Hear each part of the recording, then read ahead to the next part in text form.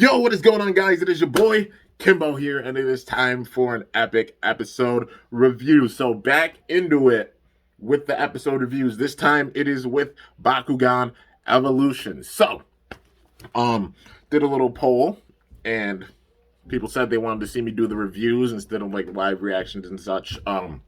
So it's how I've done it with the style, with like even Geogan Rising, even with Armored Alliance, but doing the same thing for Evolution. So season 4 of the show, man, for Bakugan, for the reboot. Yeah. So overall, really, really hyped about this. Excited to see how they're going to tie in like elements that they've done before, even with this. And it seems like they're even starting to do so, but I'll get into that in a little bit. So we got to get into the review of the first episode, man. So they jumped right into it, honestly. Like, I thought I missed an episode like watching this, but nah, man, they just jumped like right into it.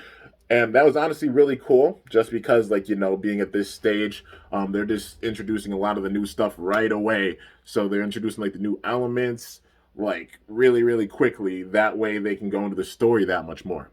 But it starts off, we're at the Brawlers headquarters, the awesome Brawlers headquarters, and also like you hear the jingle, they show off like some of the newer Bakugan, we see like Trox and Hydras and a bunch of the other returning Bakugan, except they have new forms and such, and that's because of a phenomenon of Destroya. So they were in hibernation before. At the end of the last season, right after that, a crazy phenomenon happened, and Benton called them and told them about this at the beginning of the episode. So what happened was, it's what's called an elemental storm. So there's the different faction realms of Vestroya. So, like Pyrule and all the others and such that we saw during season 3. They're starting to leak out power, basically, like a big time elemental storm in each of those areas, and it's spilling over into Earth. So, yeah. Even like you see some of the vines going up the Eiffel Tower. You see like some of the Sphinx in Egypt being surrounded by like some darkest power and stuff. And it shows, and even like some crazy like Pyrus volcanoes coming out of the ground in some areas, But yeah, so they explain that, and yeah, Benton's explaining that, and then he names off basically like a professor. His name is, well, kind of a professor, like a scientist. His name is Marlowe Faustus, from what I remember. And Marlowe basically has what he calls the Bakugan Academy. So they sit there and they study like the elemental phenomena and such. And he has like a group called like the Elemental Brawlers. And the Elemental Brawlers have gone through this academy and they've gotten all the power down and such. So, the awesome Brawlers are sitting there thinking like, okay, we'll go and help them out with this. Like thinking they're going to go and be teachers and such. So they show up to the facility, the Bakugan Academy. Marlowe's showing them the facility and immediately goes into it like it used to be an AA Animus kind of research facility, but he repurposed it and made it an academy, which is really, really cool, man. Definitely dig that. How they're putting in all these details right away with even the first episode of the season. And that's really, really sick. Like, they're establishing a lot with this. They've already established like the Bakugan Academy, where it came from and such, the phenomenon going on with Destroya, which they'll definitely be like a big part of the plot and stuff. It'll probably get really insane, as the season goes along. But yeah, already established a bunch of crap with this, for sure, in the first few minutes. And then, Dan showing up there all confident, like, yeah, we did save the world and everything, we'll come here to be teachers. And then you have basically this giant guy showing up. I forgot his name. I don't know if they even said his name, but he's the gym teacher. And, yeah, he's basically just like, you're the ones that are being taught here. I'm the teacher, I'm the gym teacher, and the first thing we'll do is teach you some manners.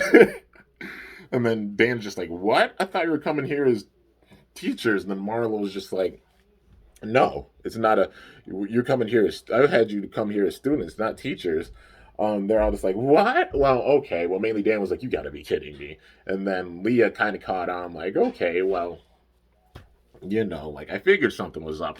But then after that, one of the elemental brawlers shows up. So it's Athena, and that's her name, is Athena.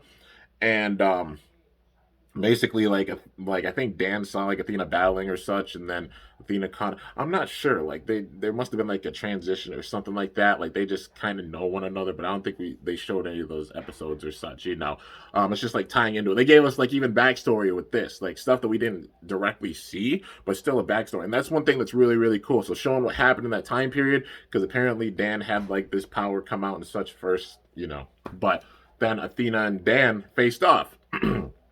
And in the battle, she sends out her nanogun. Honestly, she sends out a nanogun right away. Like they show an elemental core. So an elemental core being a new core that shows up, she throws it out. The elemental core makes it where the nanogun gets summoned. And you know how it is with the TCG game and such, how they're implemented in real life.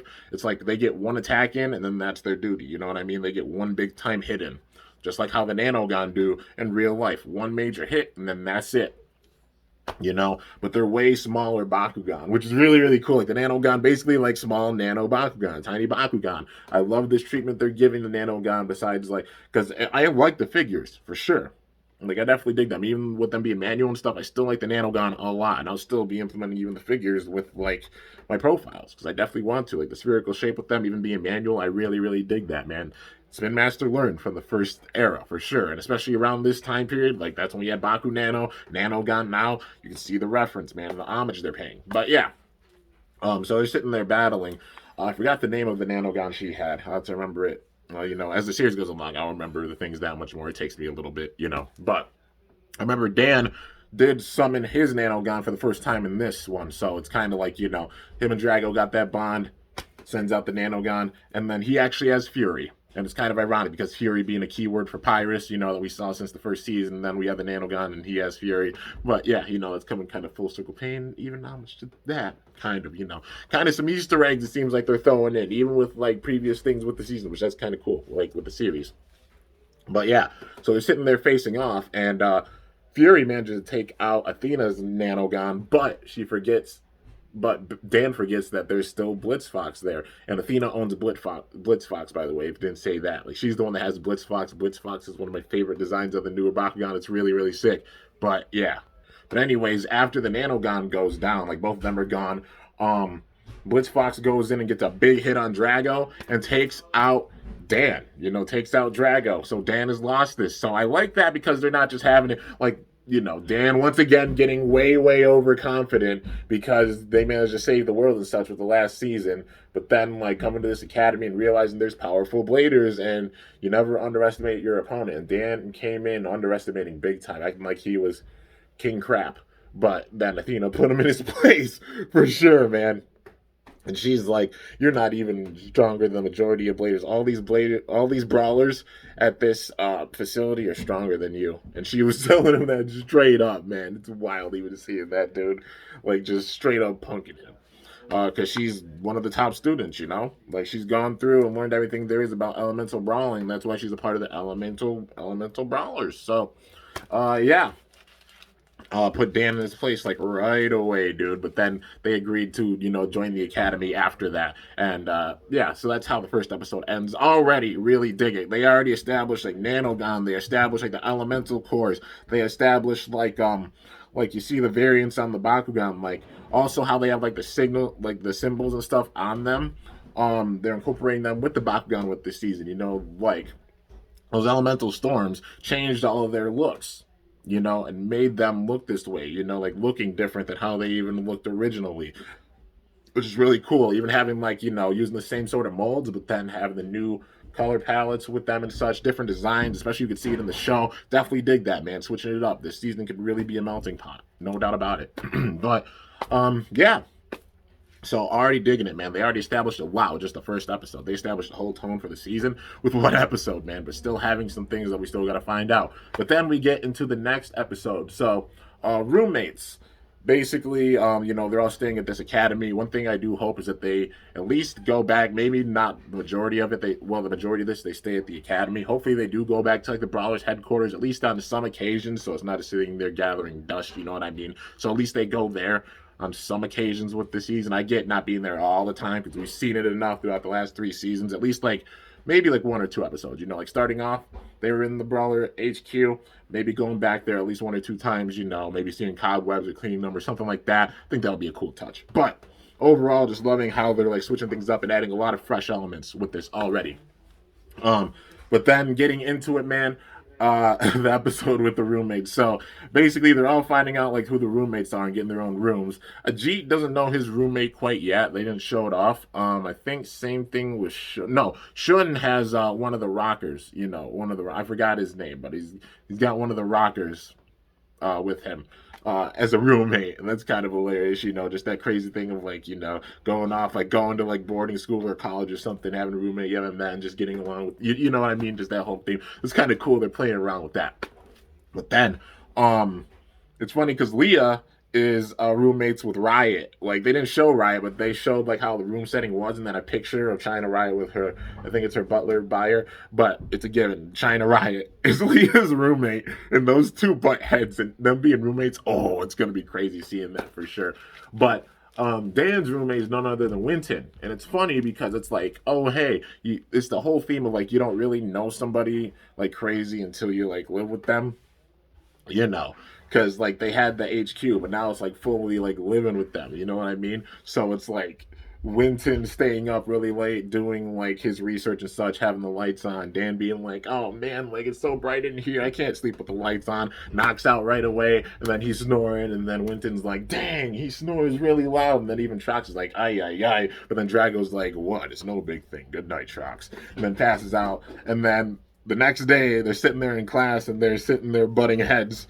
They also have cutscenes of like the class and stuff, like Dan sitting there sleeping and stuff. I don't know if that was the first episode or like this one, or the first half of this one, but they still showed them all sitting there taking notes in the lecture hall and stuff about elemental brawling. And they explained, getting back into it, they explain how in order to summon an elemental core, you have to channel your faction deep at your heart. You know what I mean? So, you gotta imagine like crazy, like heat and volcanoes and such if you're a Pyrus brawler, or like the earth itself, if you're like a Ventus brawler, a big time aura of light, if you're like a Chaos brawler, like those types of things. But then getting back into it, Dan and Winton are just sitting there butting heads because they're like, I didn't get to sleep that much last night because of him, and then I didn't sleep because of him, and then they're sitting there arguing, butting heads, and then Leah and Pegatrix are looking back like they're still arguing, like those two are arguing quite a bit, aren't they? Yeah, they are. And then the teacher is like, hey, you there. Stop talking. It's time to get into class. And then, it's the gym teacher, and he's like, it's dodgeball time. So this is not your ordinary game of dodgeball either. With this game of dodgeball, you're all going to be having these goggles on, so you're basically blindfolded. And it's going to be your Bakugan that are sitting there talking to you, telling you where to go. And the last one there, and the last brawler standing will be the winner.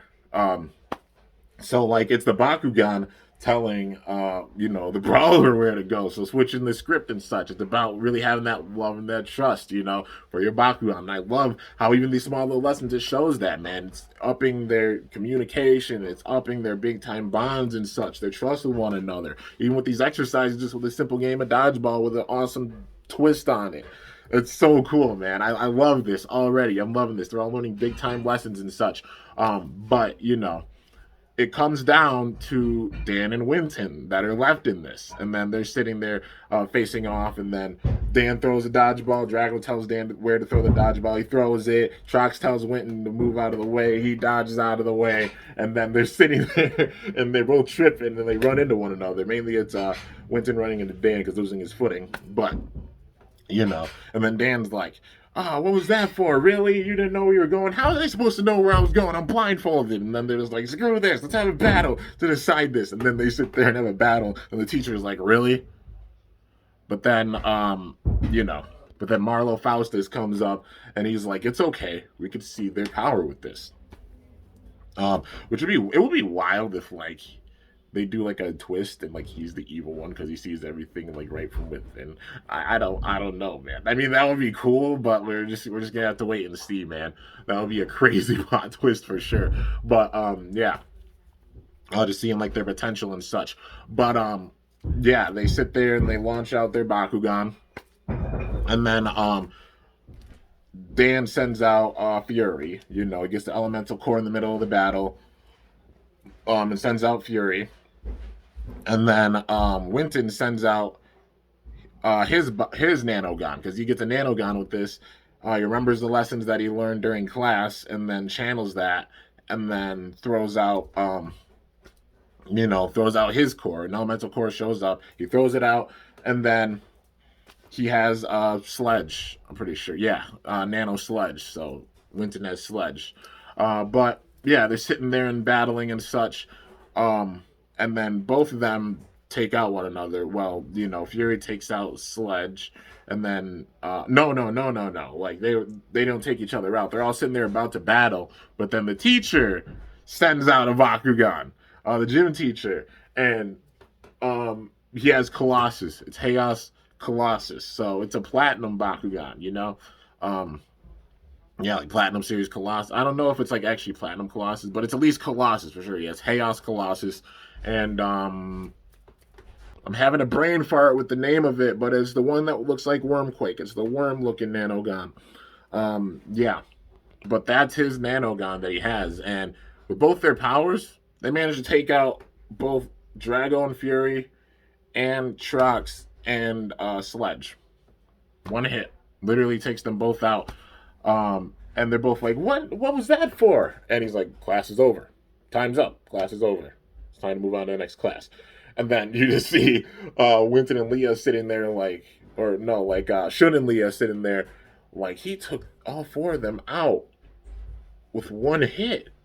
No wonder he's the teacher. And then he says, okay, it's time to go on to your next class. Stop looking at one another. Well, then, Dan and Winton, they get over their differences. They're like, we've been friends for a long time, and just, it's different, and having to get used to just living together, because like how messy the room was that Winton had it, because just thinking big brain, having stuff everywhere, because always having a bunch of ideas. Honestly, I got a Winton type of brain myself. I get that. That's why it's like it's messy, but constantly doing stuff on the regular, and just having a certain way. It's like an organized mess, even that's how it is with Winton. But yeah, we're getting that. Then they got over their differences and the argument they had, and they apologized and stuff. And the teacher said, all right, you two, stop talking. It's time to get on to your next class.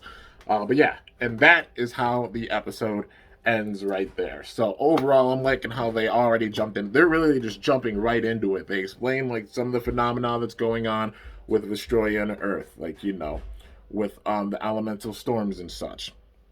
They also explain like the academy, like how they have the elemental brawlers, how they're having the Bakugan Academy and such.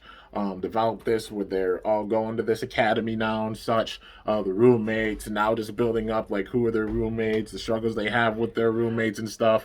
Just all of the development that they've done with this season already with the first episode. I love it, man. They explained a lot with it, so it's not like sitting there explaining a bunch of stuff over time. Like, it's going to be like things are going to be building. There's still a lot of things we don't know, but they established like the big time core elements, even like, the Nanogon, the elemental cores and such. Yeah, and even the Bakugan looking more like elemental rare version. Like, Drago has like the flames going on his attire in his actual ball form, so it makes you think like it's the elemental rare type version of Drago. Maybe all of them start looking like that once they awaken their powers and such, which would be wild, man. But yeah, I don't know if we'll get like elemental rares of all of them, but at least like Drago, we've gotten an elemental rare, and yeah, not sure if we'll get it for like Trox or the others, but we'll see, man. We'll still see. And just even that they have like the same patterns as like the Bakugan, like they switched up like how the Bakugan looked. Like when Trox was battling, Trox has stones on the sides, and also like the kind of swirl designs, like the red designs and such. That you see on like the Bakugan. They're making the Bakugan mirror how the figures look in real life, and they even adjusted with that. So it's not like just having these random figures. Like they're actually just mirroring them, even switching up like how they look in the show and making them look like just how the ball forms look. And that's really, really amazing, man. Paying attention to that detail big time, and I definitely appreciate that for sure, man. Overall, this is a very strong start to this season, no doubt. It's got me hyped to watch through the other episodes. Yeah, so you already know. Let me know your thoughts in the comments on the first episode. Personally, I dug it big time. Like, they established a lot with it. Like, no pussyfooting with it. Just literally getting right to the point. Getting in with all the new elements and stuff.